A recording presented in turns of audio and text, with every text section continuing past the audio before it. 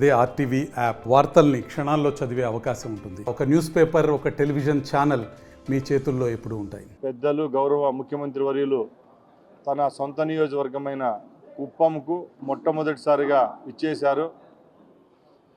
ఇక్కడ కుప్పం ప్రజల యొక్క కళ్ళల్లో ఆనందం చూసేదానికి ఏ విధమైన చర్యలు చేపడితే రాబోయే 5 సంవత్సరాల్లో దిగ్విజయంగా ఈ నియోజకవర్గాన్ని అభివృద్ధి చేయవచ్చో ఆ కార్యక్రమాలన్నీ ఎలాగ చేపడతామో నిన్న ముఖ్యమంత్రి గారు బహిరంగ సభలో మీ అందరికీ వివరించడం జరిగింది.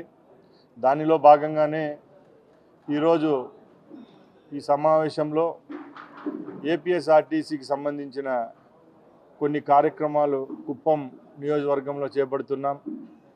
రాష్ట్ర రవాణా మంత్రిగా ఇక్కడ ఈ సమావేశంలో నేను కొన్ని మీ దృష్టికి తీసుకొస్తున్నా. ముఖ్యంగా చంద్రబాబు నాయుడు గారి అజెండా మీ అందరికీ తెలుసు.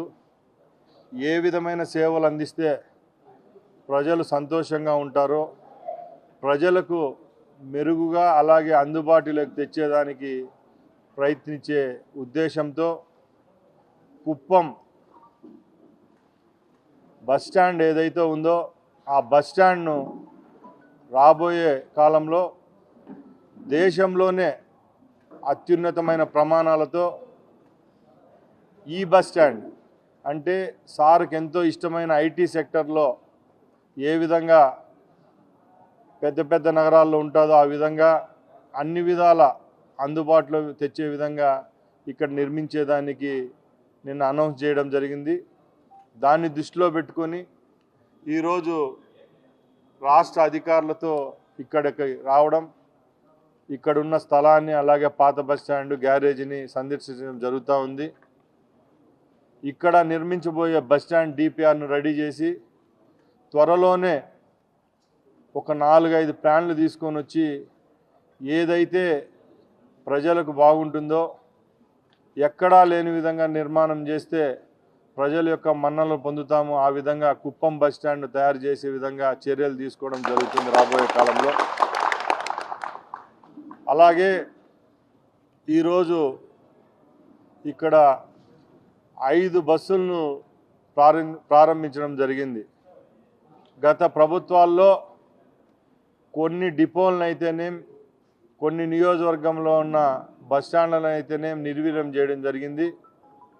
ముఖ్యమంత్రి గారు ఇక్కడికి రావడంతోనే సుమారు గతంలో నిలిపేసిన 30 పైన సర్వీసులను మరొకసారి ప్రారంభించడం జరుగుతూ ఉంది. ఈరోజు రాష్ట్రంలో ఎక్కడ లేని విధంగా 5 బస్సులు కొత్తవి ఒకేసారి ప్రారంభించడం రాష్ట్ర రవాణా మంత్రిగా నాకు చాలా సంతోషంగా ఉంది. అది కూడా మా ముఖ్యమంత్రి గారి నియోజకవర్గంలో. ఇలాంటి కార్యక్రమాలు ఎన్నో చేపడతాం. ఏవైతే ప్రజలు మన్ననలు పొందుతామో, ఏవైతే ప్రజలను సురక్షితంగా గమ్యస్థానాలకు చేర్చవలసి వస్తుందో ఆ విధంగా చర్యలు తీసుకునేదానికి ఏపీఎస్ఆర్టీసీ అలాగే రాష్ట్ర రోడ్డు రవాణా సంస్థ ముందుకు వస్తుందని ప్రజలకు హామీ ఇస్తున్నా. ముఖ్యంగా రోడ్డు భద్రత చాలా అవసరం. భద్రతా ప్రమాణాలు పాటించి రోడ్లపైకి బస్సులు వచ్చేటప్పటికి బస్సులు ఫిట్గా ఉండాల.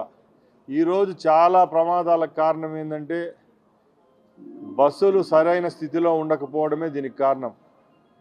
గత ప్రభుత్వాలు ఏ ఒక్క శాఖను వదలలేదు. ఏపీఎస్ఆర్టీసీ అనుకోండి, మిగతా డిపార్ట్మెంట్లలో ఎక్కడ పాత స్థానాల్లో కొత్తవి రావడం జరగలేదు. కాబట్టి వీలైనంతగా రేపు రాబోయే కాలంలో ఏపీఎస్ఆర్టీసీ కొత్త బస్సులు కొనే వెసులుబాటు కూడా తీసుకొచ్చేదానికి ముఖ్యమంత్రి గారు నిన్న చెప్పడం జరిగింది.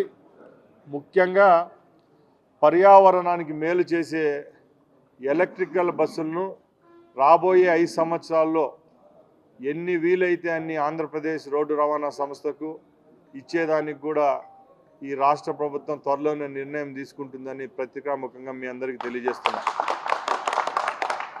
ముఖ్యంగా ఒకటే చెప్తున్నాం, ముందు కూడా గత 10 రోజుల నుంచి విజయవాడ అయితేనేం, ఎక్కడెక్కడ ఆర్టీసీకి సంబంధించిన ఉద్యోగస్తులతోనైతేనేం, కార్మికులతోనైతేనేం మేము ఇంటరాక్ట్ అయినప్పుడు ఒకటే చెప్తున్నాం, గత ప్రభుత్వాల్లాగా ఏదో ఆడంబరంగా ఒకరోజు ఒక కార్యక్రమాన్ని చేపట్టి అంతటితోనే చేయి దులుపుకొని పోయే ప్రభుత్వం ఇది కాదు. తప్పకుండా ప్రతి ఒక్క రోజు సమీక్షించుకొని ప్రజలకు నాణ్యమైన సేవలు అందించే విధంగానే పనిచేస్తుంది. దానికోసం మా ప్రభుత్వం ఎజెండా ఒకటే. ఏపీఎస్ఆర్టీసీ విషయానికి వస్తే కార్మికుడు ప్రయాణికుడు రెండు కళ్ళు లాంటి వాళ్ళు కాబట్టి తప్పకుండా కార్మికుల సోదరులు ఇక్కడ చాలామంది ఉన్నారు, వాళ్ళకు ఒకటే మీ ద్వారా హామీ ఇస్తున్నాం. ఎప్పుడైతే కార్మికుడు సంతోషంగా ఉంటాడో అప్పుడే సంస్థ బాగుపడుతుంది. అలాగే సంస్థ ఏ కార్యక్రమాలు చేపడతాయో అవి కూడా దిగ్విజయంగా ముందుకెళ్తాయి. అందుకోసం త్వరలోనే కార్మికుల సమస్యలు ఏమైతే ఉన్నాయో అవి మా పరిధిలో ఉండేటివైతే తప్పకుండా ముఖ్యమంత్రి గారితో చర్చించి వీరి సమస్యలు తీర్చేదానికి కూడా రాష్ట్ర ప్రభుత్వం ముందుకు వస్తుందని మీ అందరి ముందర తెలియజేసుకుంటున్నాం. ముఖ్యంగా గత ప్రభుత్వంలో ఏదైతే హామీ ఇచ్చి 2019 తర్వాత ఏపీఎస్ఆర్టీసీని గవర్నమెంట్ ఆఫ్ ఆంధ్రప్రదేశ్లో విలీనం చేశారో ఆ విలీనం ఏ విధంగా జరిగిందో మీ అందరికీ తెలుసు. ఈరోజు సంస్థకు జీతాలు ఇస్తూ ఉండేది రాష్ట్ర ప్రభుత్వము, నడిపిస్తూ ఉండేది ఒక కార్పొరేషన్. ముఖ్యమంత్రి గారు ఒకటే చెప్పారు, రాబోయే కాలంలో ఉద్యోగ భద్రత, అలాగే ప్రయాణికుని యొక్క భద్రత, అలాగే సంస్థ యొక్క ముందు చూపు కావాలి కాబట్టి సంస్థకు తప్పకుండా గవర్నమెంట్లో 100% విలీనం చేసేదానికి కూడా రాబోయే కాలంలో చర్యలు తీసుకోవడం జరుగుతుందని మీ అందరి ముందర తెలియజేసుకుంటున్నాం. ముఖ్యంగా ఇంకా కుప్పం విషయానికి వస్తే ఒకటే చెప్తున్నాం, కుప్పం నుంచి ప్రజలకు అందుబాటులో రాష్ట్రం కాదు చుట్టుపక్కల ఉండే రాష్ట్రాలకు ఏ ఏ సర్వీసులు అవసరమవుతాయో అన్ని సర్వీసులను రాబోయే కాలంలో ముందుకు తెచ్చే విధంగా ఏపీఎస్ఆర్టీసీ చర్యలు తీసుకుంటుందని మీ అందరి ముందర తెలియజేసుకుంటున్నాం. అలాగే ముందు చెప్పిన విధంగా ఎక్కడ కార్మికుల కంట్లో కన్నీరు రాకూడదు. ఎందుకంటే మొన్న జరిగిన ఎలక్షన్లలో కూడా ముఖ్యంగా ఉద్యోగస్తులైతేనేం కార్మికులైతేనేం చాలామంది శక్తి వంచన లేకుండా తెలుగుదేశం పార్టీ గెలుపు కృషి చేసినారు. కాబట్టి మీ రుణం తీర్చుకునే సమయం మా ప్రభుత్వానికి ఆసన్నమైంది. తప్పకుండా రాబోయే కాలంలో మీ అందరికీ మంచి రోజులు ఉన్నాయని ఇక్కడ ఉన్న అందరి ముందర నేను చెప్తున్నా. అలాగే మీరు కూడా ఏదైనా మీ సమస్యలు వచ్చినప్పుడు శాంతియుతంగానే మీ యూనియన్ల పరంగానే మా దగ్గరికి రండి. మీకు ఏ ఏ సమస్యలు ఉన్నాయో అవన్నీ పరిష్కరించే విధంగా ఒక రవాణా మంత్రిగా తప్పకుండా కృషి చేస్తారని తెలియజేసుకుంటున్నాను. మీరు అడగండి. Master minds the pride of India. Inter, MPC, BiPC, MEC, CEC చదివిన విద్యార్థులకు సీఏ మరియు సిఎంఏ ఫౌండేషన్ కొరకు నూతన బ్యాచెస్ ప్రారంభం. గత ప్రభుత్వం 5 సంవత్సరాల్లో లెక్కలేనన్ని సార్లు ఛార్జీలు పెంచడం జరిగింది. డీజిల్ రేట్లు పెరిగిన రోజు ఛార్జీలు పెంచినా బాధలు లేదు, డీజిల్ రేట్ తగ్గించిన రోజు కూడా ఛార్జీలు పెంచిన ఘనత ఎవరికన్నా ఉందంటే అది కేవలం జగన్మోహన్ రెడ్డి గారికే దక్కింది. కాబట్టి ఈ ప్రభుత్వంలో పేదవాడికి ఏ విధమైన కష్టం ఉండదు.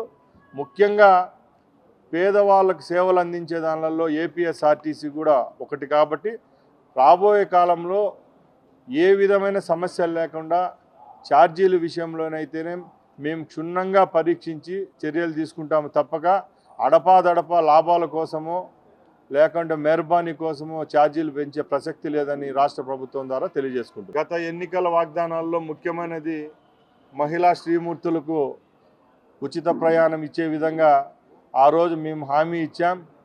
మీ అందరి ముందు నేను ఒకటే తెలియజేసుకుంటున్నా, ఏదైనా పథకం అమలు చేసే రోజుకి 100% ట్రాన్స్పరెన్సీతో ఆ పథకాన్ని తీసుకొని రావాలనేదే మా ప్రభుత్వం యొక్క ముఖ్య ఉద్దేశం. దానికోసం మన పొరుగు రాష్ట్రాలైన కర్ణాటక అలాగే తెలంగాణలో ఉచిత సర్వీసులు అందిస్తున్న ఆ ప్రభుత్వాలు మేము ఒక కమిటీగా ఏర్పడి మా అధికారులు అయితేనేం మేమైతేనేం రాబోయే కొన్ని రోజుల్లో ఆ రాష్ట్రాల్లో పర్యటించి అక్కడున్న చిన్న చిన్న పొరపాట్లు ఏమైనా ఉంటే అవి సర్దుబాట్లు చేసుకొని మన రాష్ట్రంలో ఆ కార్యక్రమాన్ని చేపట్టే రోజుకు తప్పకుండా 0% సమస్యలు లేకుండా ఈ రాష్ట్రంలో ఇంప్లిమెంట్ చేసే విధంగా చర్యలు తీసుకుంటాం. ఎంపీసీ బైపీసీ విద్యార్థులకి ఒక వరం CA కోర్సులు. CA చదివే విద్యార్థుల్లో 40% మంది ఎంపీసీ మరియు బైపీసీ విద్యార్థులే. Master minds. Jaganmohan Reddy time అయితే అయిపోయింది. ఇప్పుడు జగన్మోహన్ రెడ్డి సెంటిమెంట్ కార్డు వేస్తున్నాడు ప్రజల దగ్గరకు వచ్చి. ప్రజలు వినే పరిస్థితిలో లేదు. మొన్న కూడా మీరు చూశారు, జగన్మోహన్ రెడ్డి 5 సంవత్సరాలు కక్ష సాధింపు చేస్తే ఈ ప్రభుత్వం ఏర్పాటైన కొన్ని రోజుల్లోనే ప్రతిపక్ష హోదా లేని ఒక నాయకుడు అసెంబ్లీకి వస్తే కూడా గౌరవప్రదంగా ఆయన వెహికల్ను కూడా సాధారణంగా ఆహ్వానించి మా ఎమ్మెల్యేల కంటే ముందు ఆయన్ను పిలిచి అక్కడ ప్రమాణ స్వీకారం చేయించిన ఘనత ఎవరికైనా దక్కుతుందంటే తెలుగుదేశం పార్టీ ఈ ప్రభుత్వాన్ని అని సగర్వంగా చెప్తున్నాం. ఎందుకంటే ఆ ప్రభుత్వంలో కక్ష సాధింపు ఉండేది. ఇప్పుడు మేము ఒకటే చెప్తున్నాం, గాంధేయ మార్గంలో శాంతియుతంగానే 5 సంవత్సరాలు ప్రభుత్వం పనిచేస్తుంది. మేము ముందరకు ఒకటే చెప్తున్నాం, ఏంటంటే గత 5 సంవత్సరాల్లో 0% చేసేసినాడు, మైనస్లోకి వెళ్ళిపోయింది. రాష్ట్ర ఆదాయం అయితేనేం, ఖజానా అయితేనేం ఈరోజు ఉద్యోగస్తులకు జీతాలు ఇచ్చే పరిస్థితిలో కూడా లేదు.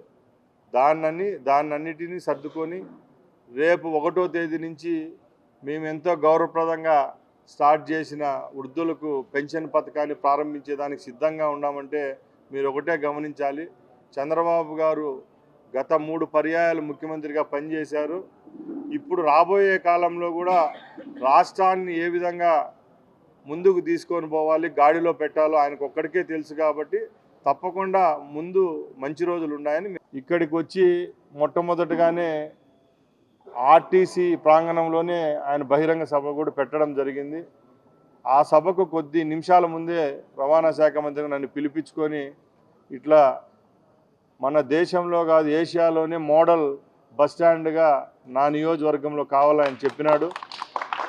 మేము అధికారులు కూడా ఈరోజు ఇక్కడికి వచ్చాం, DPR తయారు చేస్తాం. తప్పకుండా ఇక్కడ మంచి అధునాతన సౌకర్యాలతో ఆర్టీసీ బస్టాండ్ ఏర్పాటు చేయడం జరుగుతుంది. ఒక్కసారి అది ఏర్పాటు అయిన తర్వాత కూడా ఎక్కడైతే అలాంటి కార్యక్రమాలు చేపడతామో లోపల ఇంటర్నల్ ఉండే సమస్యలు కూడా తీర్చేదానికైతే ప్రయత్నం జరుగుతుంది. అన్ని మంచిగా జరుగుతుంది. మరిన్ని వీడియోస్ కోసం ఛానల్ ని సబ్స్క్రైబ్ చేయండి. లేటెస్ట్ అప్డేట్స్ కోసం వాట్సాప్ ఛానల్ ని ఫాలో చేయండి. అండ్ లింక్ డిస్క్రిప్షన్ లో ఉంది.